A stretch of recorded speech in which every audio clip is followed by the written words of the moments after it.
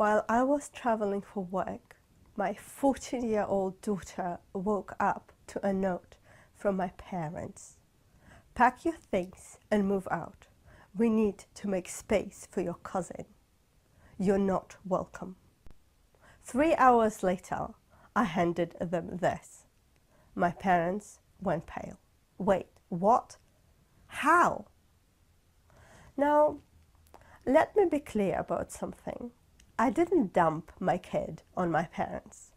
We had been living there for 3 years, and I was gone for a short work trip we had agreed to in advance. Ella is 14, independent, easy. All they had to do was, well, not kick her out. The morning after I left, my phone rang at 7:15. It was Ella. And Ella doesn't call me at 7:15. If she's awake at 7:15, it's usually to stare at the ceiling and hate school, not to call her mother. I picked up. And the second I saw her, I knew something was wrong. Red eyes, puffy face. She looked like she was trying to hold it together. So I kept my voice calm.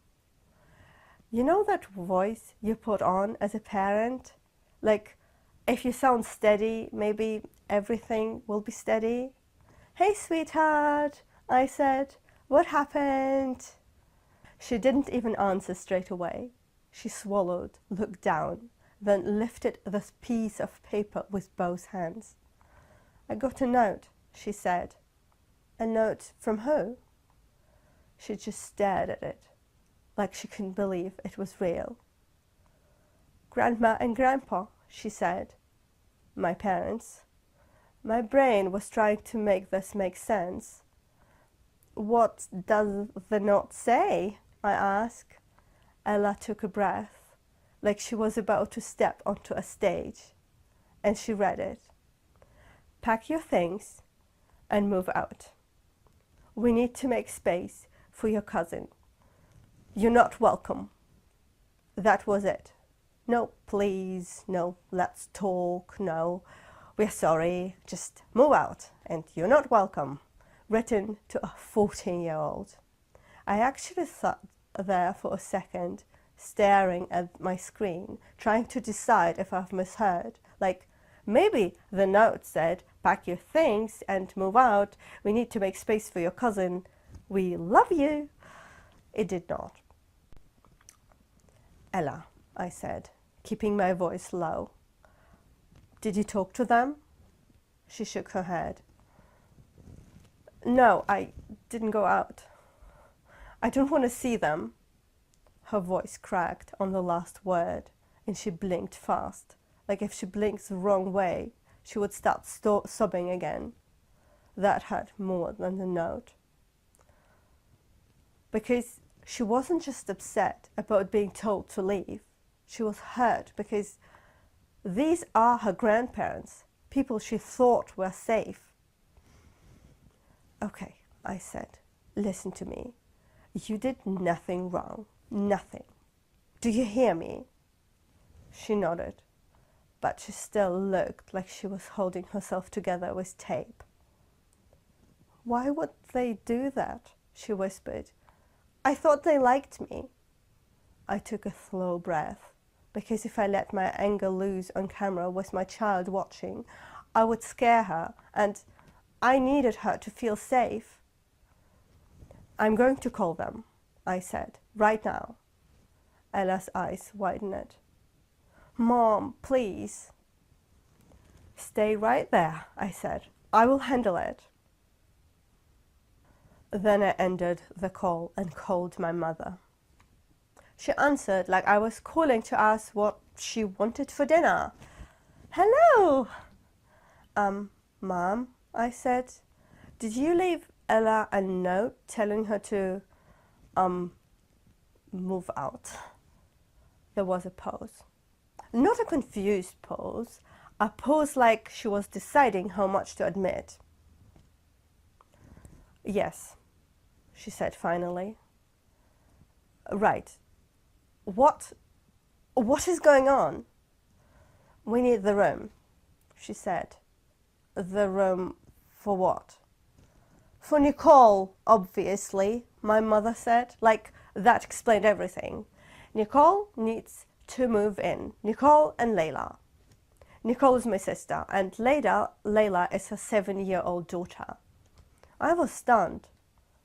Since when? I asked. She had an emergency, my mother said. What emergency?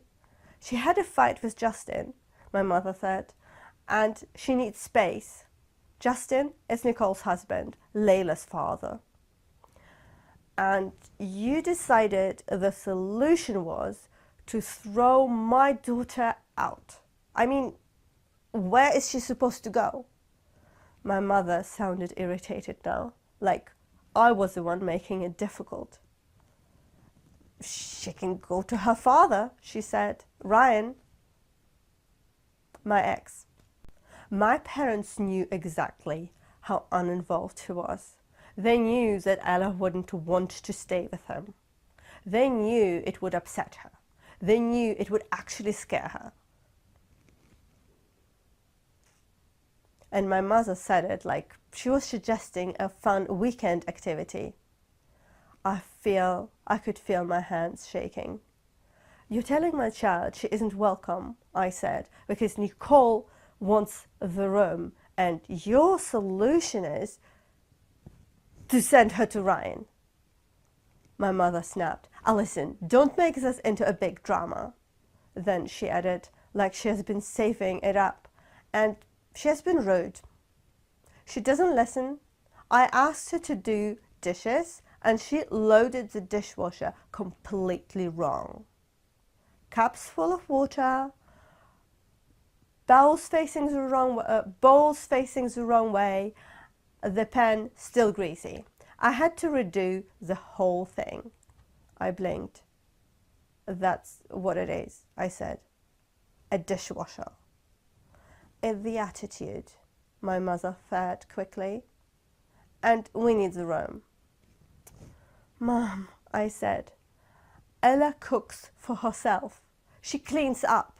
Even if she loaded the dishwasher wrong, she's 14. You correct her. You don't write her a note telling her that she's not welcome. My mother's voice went cold. Alison, she said, just come home and deal with it. I stared at the wall of the hotel room, the neutral carpet, the little bottle of hand soap that probably cost a fortune, and something inside me just went very quiet. Fine, I said. I'm coming home. My mother sighed, like I was finally being reasonable. Good, she said. I ended the call before I said what I really wanted to say. Then I called my manager, said, family emergency, threw my stuff in the suitcase and left.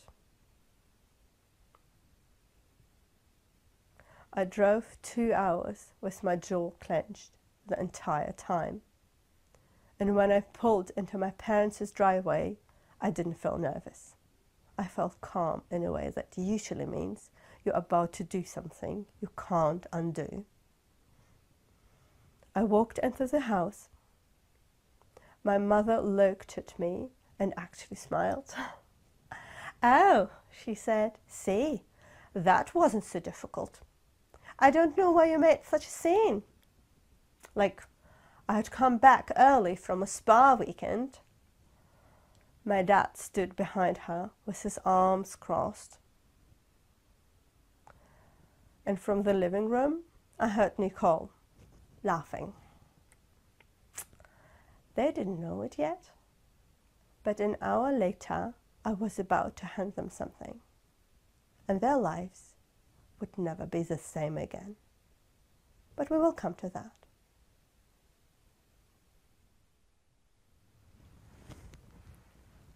Now, this part matters, because if you only hear about the note, you might think my parents just snapped. They did not snap. This was a pattern. The note was just the loudest version of it. Nicole and I grew up in the same house, with the same parents, but it honestly felt like two completely different childhoods. Nicole cried. My parents rushed in like there was a fire.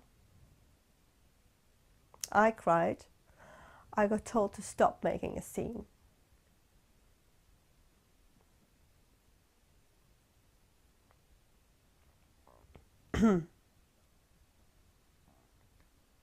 Nicole needed something. It was urgent.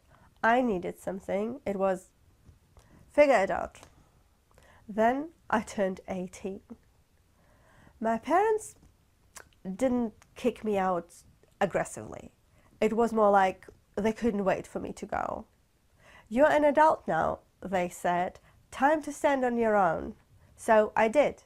I worked, I saved, and I tried to build a life. Nicole went to college later, and suddenly my parents had endless energy for parenting again. They were involved, they were supportive, they helped her with everything, like they enjoyed it. And I remember thinking, oh, so they have this in them, just not for me. Then I married Ryan. I'm not going to get into that all here. Let's just say 3 years ago I had to leave him in a hurry. I had Ella with me and I had nowhere else to go. So I asked my parents if I could stay with them. My parents acted like I had asked for a mansion. We don't have space, my mum said. My dad did that long sigh thing, like I was the one causing problem. When I tried to explain why I needed to leave, my mum looked at me like she didn't believe me. You were with him for 12 years, she said, so why now? Then she said, if it was really that bad, you would have left him earlier. That one hit. Because I wasn't asking for a debate. I was asking for my parents to be, well, my parents. In the end, they agreed. But it came with conditions. They owed the house outright, no mortgage. But at some point, they had taken equity out on it, a loan against the house. And once I moved in, suddenly I had to contribute. Half the equity payment, utilities, groceries, all of it. Plus, I became the default house helper. Deep cleans, scrubbing, organizing. My mom loves deep cleans. The kind that never ends. The kind where you finish one room and she points to the other like, you have signed up for a never-ending cleaning torment. And she would say the same line every time. You're an adult living with your parents. You have to compensate. Nicole, meanwhile, could have one normal argument with Justin, and my parents will roll out the red carpet. This happened before I even left Ryan. Nicole had a fight with Justin, nothing dangerous, just a relationship fight. She showed up with a bag. My parents acted like she was arriving for a holiday. Fresh sheets, snacks, sympathy, no lectures, no bills. Nicole never paid. Nicole never deep cleaned the attic. Nicole never had to compensate. She just existed and they were happy about it. Nicole and Justin had Layla, and the favorism carried right down to the next generation. Layla was the favorite granddaughter. Ella was just tolerated. Ella felt it. Kids always feel it. Now, here's the part I didn't know until recently. 2 weeks ago, before the note, my mom asked me to do a deep clean in the attic because, of course, she did. So I went up there with a trash bag and a box and my usual attitude of, if I do this, maybe everyone stays calm. I found old photos, other stuff, and a folder buried under papers. I opened it because I assumed it was some tax stuff or some old house documents, something boring, and it was not boring. I saw my grandmother's legal name on top. My grandmother has died 10 years ago. I always believed she left the house to my parents. That was the story, but the documents I held in my hand said something else. They said there was a trust. They said beneficiary. They said Ella. They said that my daughter Ella was the sole beneficiary.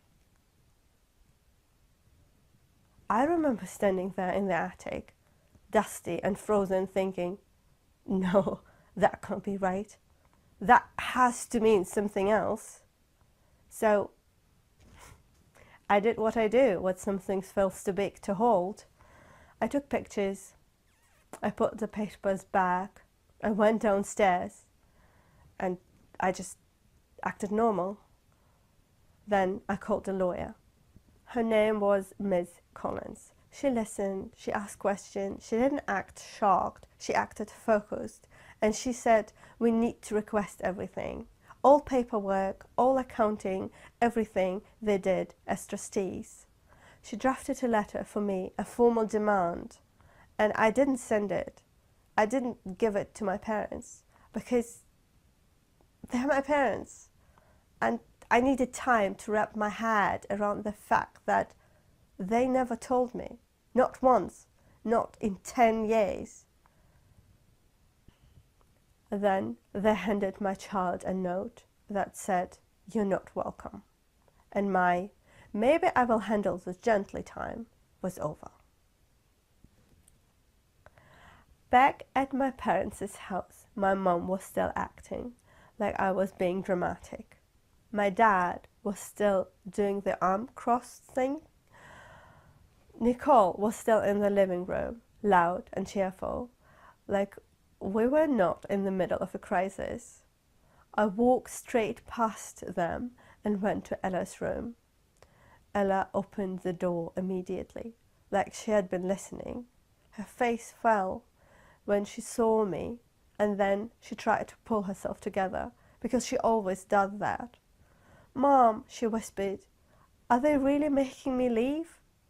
No, I said, we are leaving together, right now.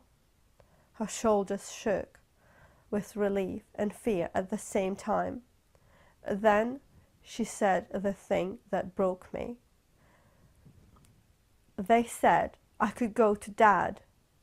I felt my chest go tight. I know, I said. And you're not going, I promise. Ella nodded, hard. Her eyes filled again. Why don't...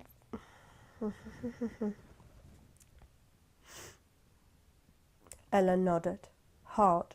Her eyes filled up again.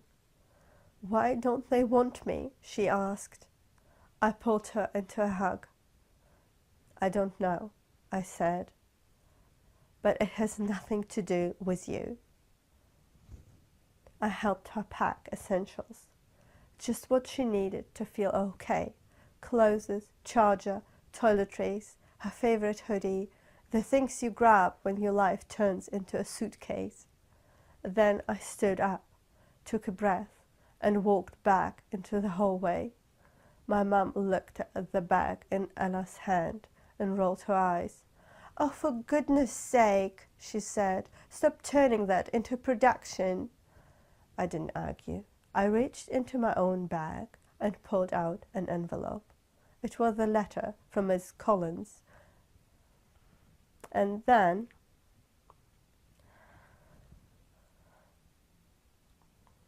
it was the letter Miss Collins had prepared, the ones I had been too hesitant to use. I held it out to my dad. This is from my lawyer, I said. My dad's face changed immediately, like the word lawyer tasted bad. Your lawyer, he repeated.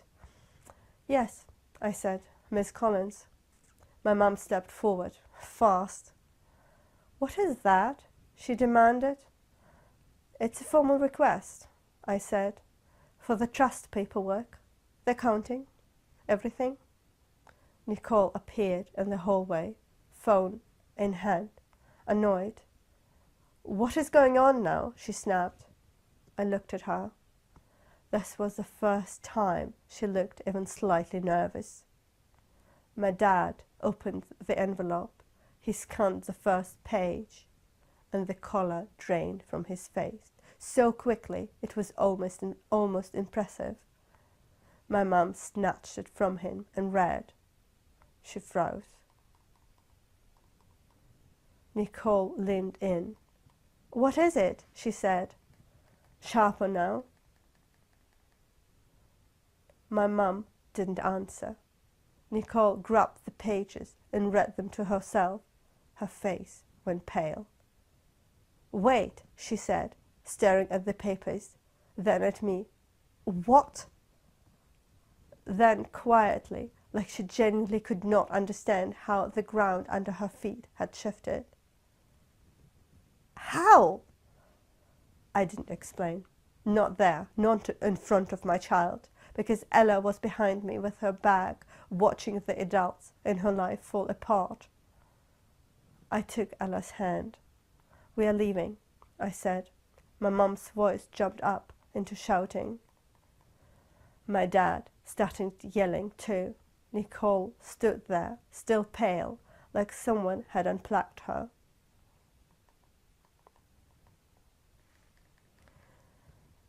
And I walked out of that house with my daughter 3 hours after that note. That day, we stayed with my friend Erica. Erica's been in my life for a long time. She's safe. Ella knows her.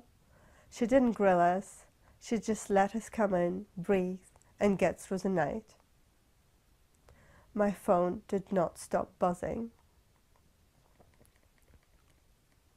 Mom, Dad, Nicole, Mom again, Dad again. They had never cared about contacting me before this much.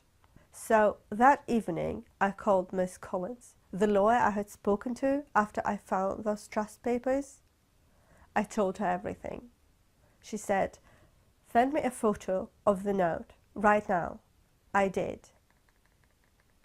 There was a pause while she read it. Then she said, "Okay, we are filing. First thing, emergency." I said, "How fast can this move?" She said, "Fast enough to get a temporary order." 3 days later, we were in court. It was exactly as unpleasant as you would expect. Cold room, hard benches, everyone pretending they're calm while trying to destroy each other politely. Ella sat next to me in her hoodie, shoulders tight. My parents sat across the room like they were the injured party. Nicole sat behind them. She looked tense. Not guilty, not sorry, just tense. Like she couldn't believe her temporary stay had turned into a legal reality. When my parents spoke, they were all over the place. First, my mum said, "Of course Alison knew about the trust. She's pretending." Then my dad said, "We never kicked anyone out. They chose to leave." Then my mum said, "She was difficult. She wasn't cleaning up properly. That's where we told her to go." Ella went still. Not shocked exactly, more like embarrassed. Like she was doing a 14-year-old math of, wait, this is really what they're using against me? I felt her hand tighten around mine. Miss Collins stood up and handed the judge the note. The actual note? The one that said, "You're not welcome?" The judge read it silently. And you could feel the air change, like the room itself decided this note was not normal. It was not a normal family disagreement. The judge looked at Ella. Ella shrunk back a little. Then she straightened it because she had that in her, that stubborn bravery. Do you feel safe living with them? The judge asked. Ella's voice was small but clear. No. My mum made a sound of annoyance, like Ella was being dramatic. Ella flinched. The judge noticed. And I saw it, that moment when someone in authority actually sees the dynamic, not just the paperwork. Ms. Collins spoke calmly. The beneficiary is a minor. She said, she needs stable housing. The trustees' actions have been hostile and destabilizing. We are asking for temporary relief so the child can live in their home without intimidation. My dad snapped. That is our house. The judge looked at him. From what I'm seeing today, the judge said, this property is held in a trust, and the sole beneficiary is the child. He tapped the papers in front of him. You have been acting like it's your personal home, but you are here as trustees. That's different. My parents' faces tightened. My mum leaned forward. This is outrageous, she said. We lived there, and you wrote a note telling a 14-year-old she wasn't welcome in that same house, the judge said, holding up the paper. You tried to force her out while her mother was away. That's not a safe or stable situation for a minor. My mum opened her mouth, closed it. Then the judge said the words I didn't realize I had been holding my breath for. This is a temporary order, not a final ruling on the whole trust case, but the house situation has to be stabilized immediately. He looked directly at my parents. You will vacate the house within 7 days. That gives you time to move what you need, and it gets the child back into safe housing. If you believe you have legal arguments to make long terms, you can make them through the process. But right now, the priority is the minor. My mum's face went white. My dad half stood up like he was going to argue with gravity. You can't do that, he said. The judge didn't blink. I can, he said, and I am. You have 7 days. We walked out of that court, and I felt Ella's hand squeeze mine again. Not because she was happy. She wasn't happy because she finally felt like someone believed her.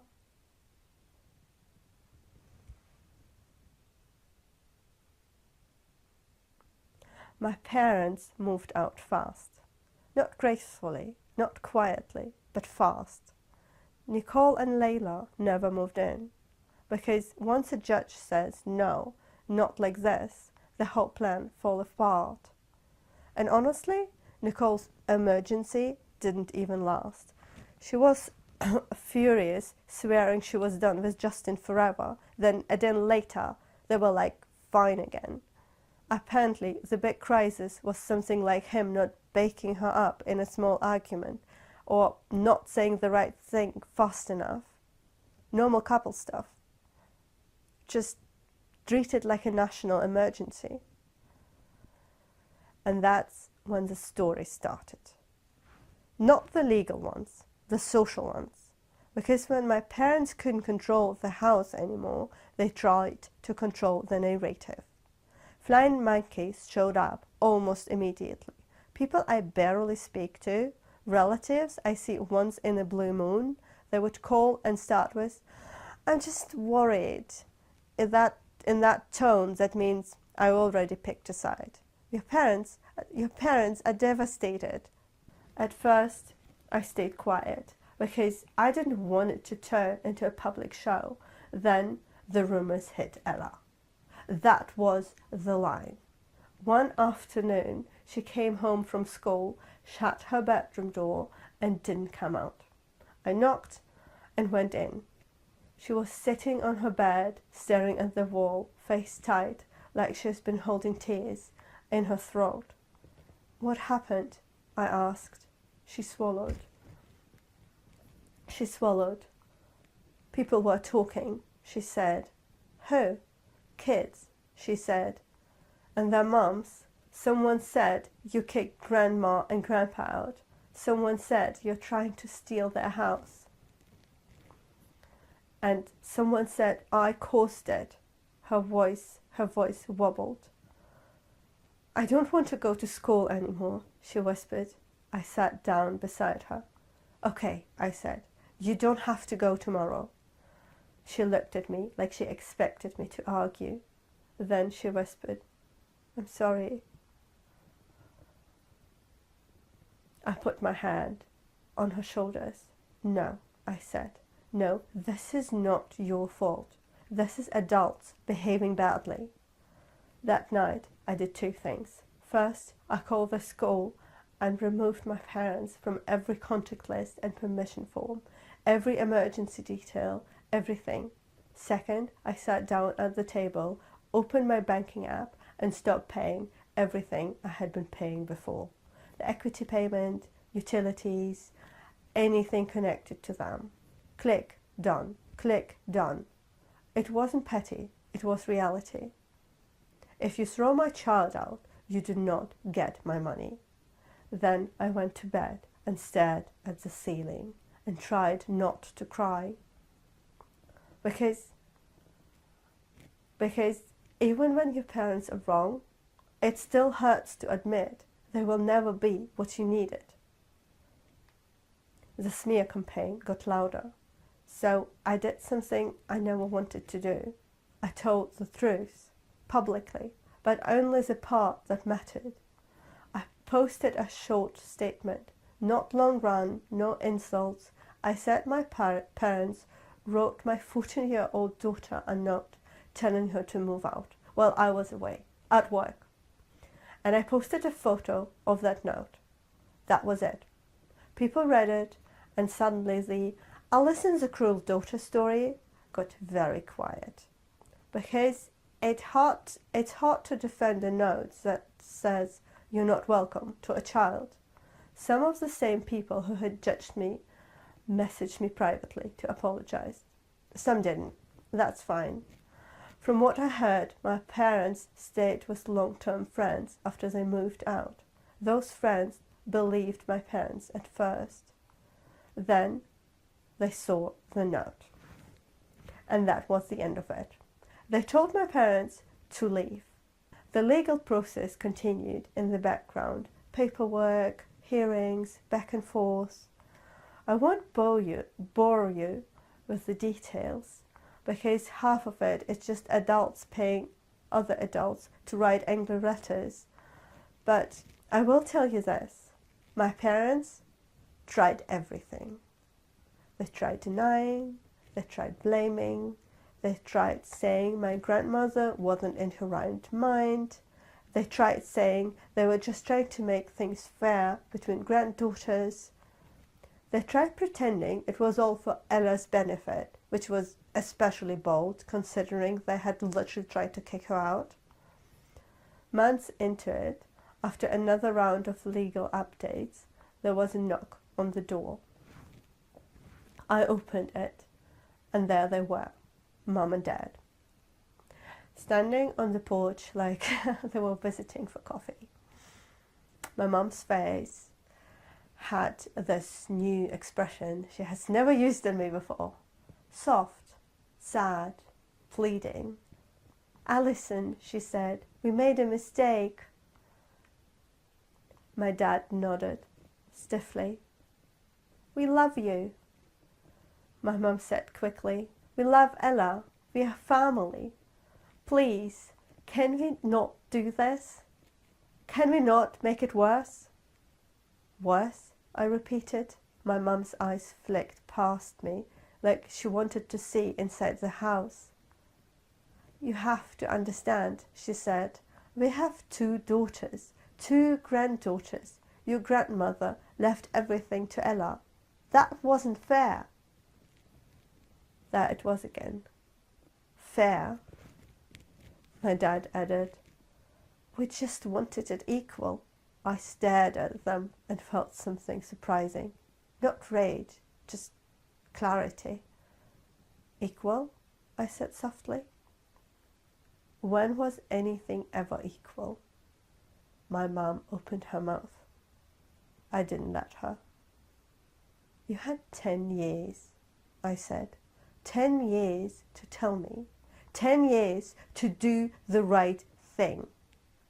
My mom's eyes filled with tears. I don't know if they were real or not. I didn't have the energy to judge.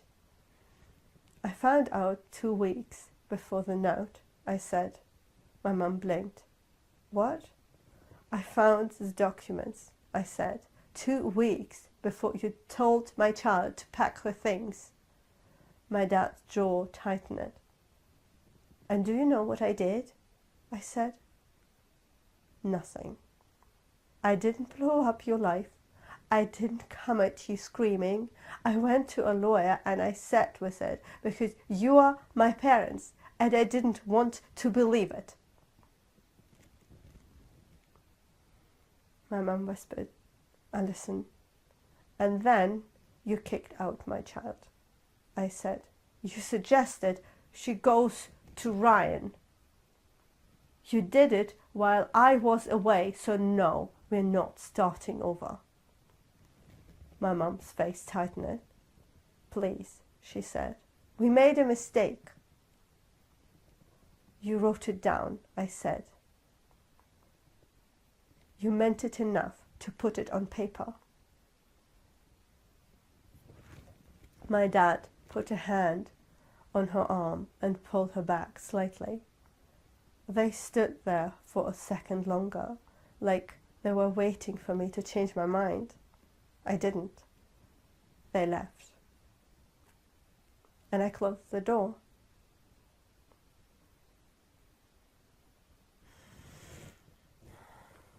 About a year later, it's over. Not emotionally, not in my head, but on paper. All the hearings, all the paperwork, all the arguing, done. Ella and I are in the house now, not visiting, not temporarily, not paying anyone for the privilege of breathing in our own living room. It's just home, our home. I have no contact with my parents, completely. No calls, no texts, nothing.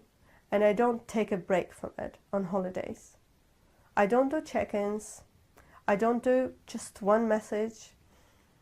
I barely talk to Nicole either. She still says she didn't know anything. And maybe she didn't. I honestly go back and forth on that. Because she still talks to mom and dad. She still drops little lines like, they're still our parents, like that is supposed to settle it. And I just nod. And I keep distance. Ella is the biggest change. She's lighter now.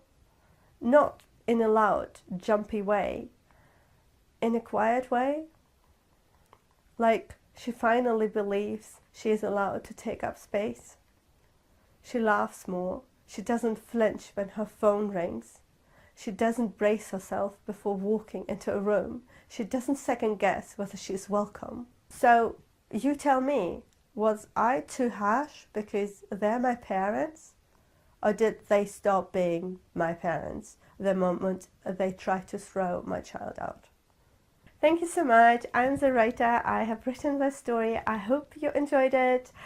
If you would like to support us, check out our Patreon. That really helps us write more stories. I'll see you in the next one.